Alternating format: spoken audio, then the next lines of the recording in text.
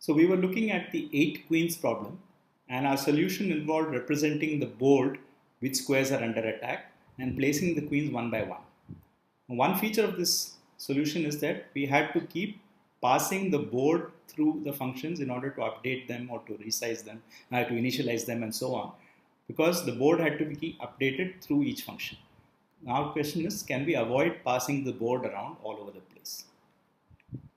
So can we avoid passing this board explicitly, or can we have a single global copy of the board that all the functions can update, which will save us passing this board back and forth?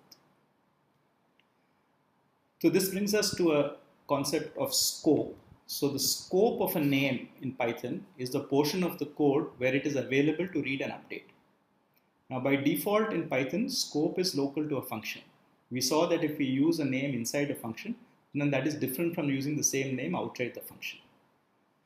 But actually this happens only when we update the name inside the function. So let's look at this particular code. Here we have a function f which reads a value x and prints it by storing it in the name y. Now the question is, what is this x? Well, there is an x here. Okay. So will this x inside the function correctly reflect the x outside the function or not?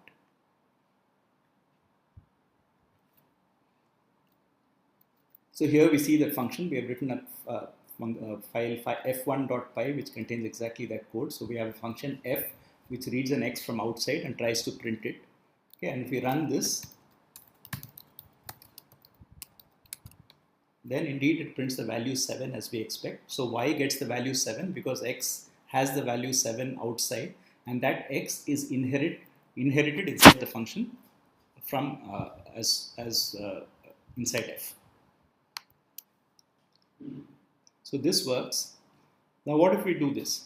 This is exactly the same function, except that after printing the value of y, it sets x equal to 22 inside f. Now what happens? Right, so here is f2.py, the code at the middle of the screen. So the only difference with respect to f1.py is the extra assignment x equal to 22 inside f. Now if we try to run f2.py, okay, then it gives us an error saying that the original assignment y equal to x gives us an unbound local name. There is no x which is available at this point inside f. So somehow assigning x equal to 22 inside f changed the status of x. It is no longer willing to look up the outside x. It insists that there is an inside x.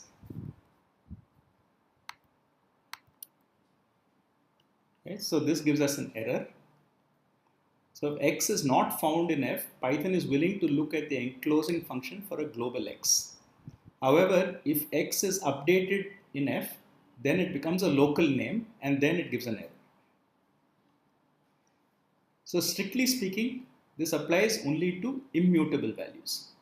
So if we change this function as follows, we made x not a integer but a list, for example, and we ask y to pick up the 0th element of the list, and then later in f, we change the 0th element of x to 22.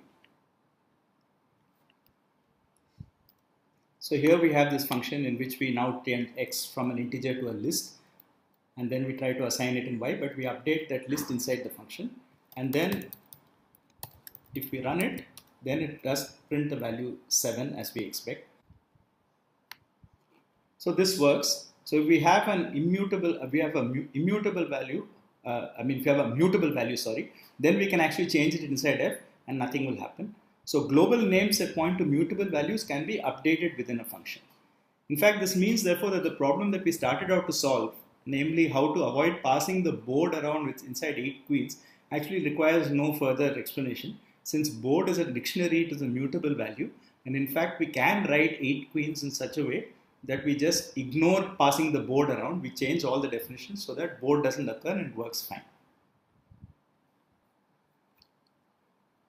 So here we have rewritten the previous code, just removing board from all the functions. So initialize earlier took board and n, now it just takes n. Print board doesn't take an argument at all.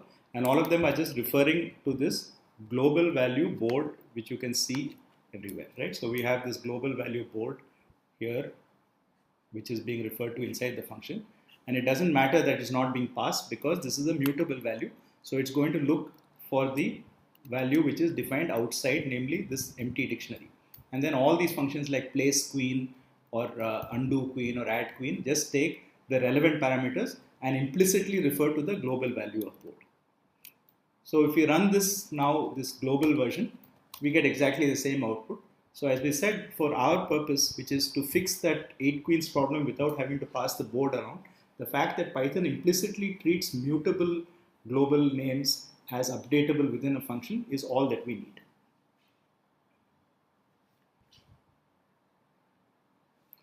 But what if we actually want a global integer?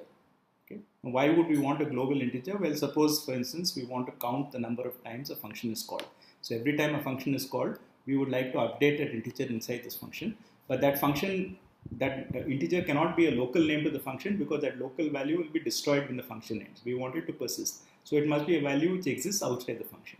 But being an integer, it's an immutable value, and therefore if we try to update it inside the function, it will treat it as a local value. So how do we get around this? Okay. So Python has a declaration called global, which says a name is to be referred to globally and not taken as a local value. So if we change our earlier definition of f so that we add this particular tag global x, then it says that this x and this x both refer to the same x outside. Okay. So this is a way of telling Python, don't confuse this x equal to 22 with creation of a new local name x. All x's referred to in f are actually the same as the x outside and to be treated as global values. So this is one way in which we can make an immutable value accessible globally within a Python program. So here is that global code. So we have global x, and just to make sure that the x equal to 22 inside is actually affecting the x outside, we have a print x now after the call to f, right? So at the bottom of the main program, we have print x. Now x was 7 before f was called, but x got set to 22 inside f. So we would expect the second print statement to give us 22. So this statement should first print 7, right? Should print a 7 from the print y, and then print 22 from this print x. So if we run this, indeed this is what we see. Right? We have two lines. The first 7 comes from print y, and the second 22 comes from print x outside.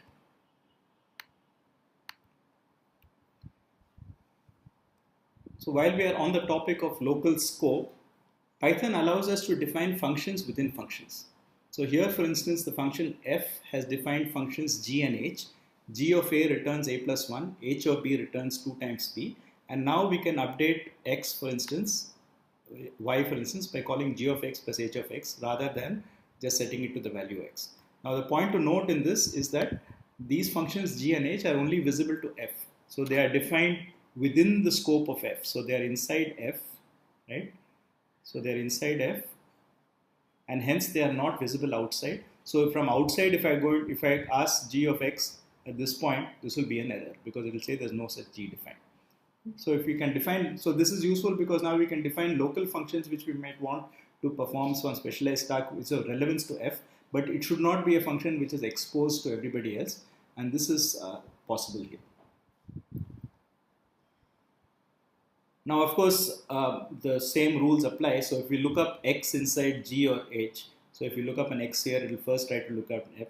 If it is not there in f, it will go outside and so on.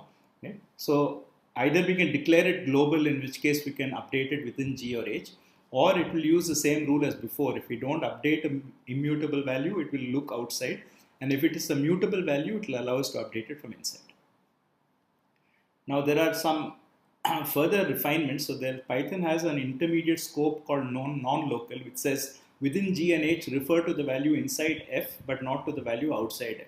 Okay, so this is a technicality, and it will not be very relevant. If we need it, we will come back to it. But for the moment, if you want to find out more about non-local declarations, please see the Python documentation. But global is the important one. Global allows us to transfer an immutable value from outside into the function and make it updatable within a function. To summarize, what we have seen is that Python names are looked up inside out from within functions. If we update an immutable value, it creates a local copy. So we need to have a global definition to update immutable values. On the other hand, if we have mutable values like lists and dictionaries, there is no problem. Within a function, we can implicitly refer to the global one and update it. And this we saw in our 8 queens solution. We can make the board into a global value and just keep updating it within each function rather than passing it around explicitly as an argument. And finally, what we have seen is that we can nest functions, so we can create so-called helper functions within functions that are hidden to the outside but can be used inside the function to logically break up its activities into smaller units.